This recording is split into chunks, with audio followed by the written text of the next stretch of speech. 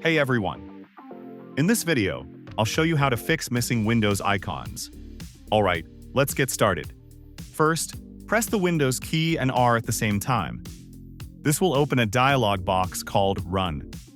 Type in %appdata% and hit OK. Next, go back one step and head to Local Folder.